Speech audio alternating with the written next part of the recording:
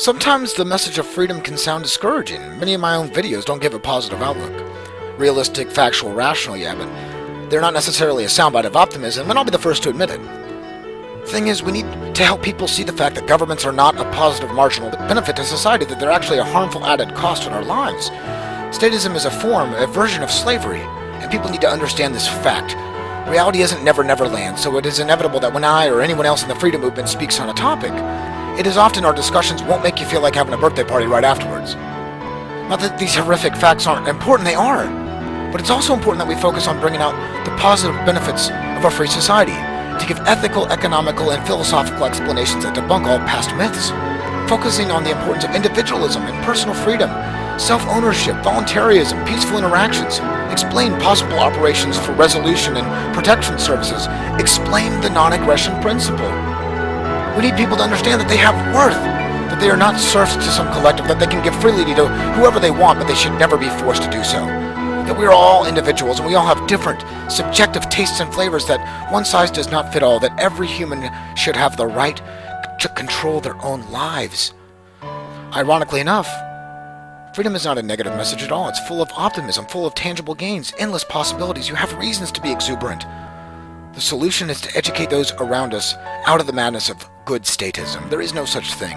And the sooner people grasp the fact that the government is not there for them, that it is nothing but aggressive violence on peaceful people who simply disagree, that it is brainwashing, that it is threats on peaceful people, taxation is theft, that statism is murder, that it resembles thuggery and mafias because it is a mafia. The sooner people level with these facts, the sooner civilization can advance. That's the only thing holding us back, people. Our own minds.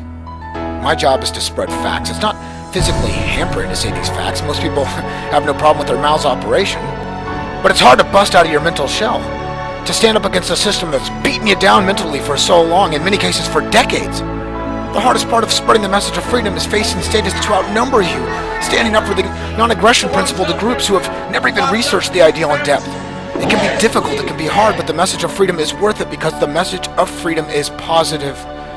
It is truly optimistic, and someday, voluntarists will not be outnumbered. I know it feels like we're all trapped in this lie that it'll always be this way, but it doesn't have to be this way. Today we can change, today you can change, for the better, towards the non-aggression principle. This is a message of love. It offers prosperity and peace. Freedom offers you your own life back. All you have to do is understand you are worth more than any words can describe.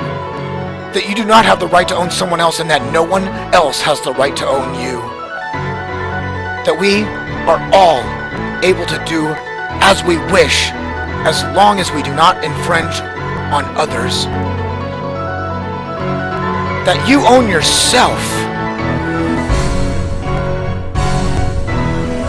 How much more positive can you get?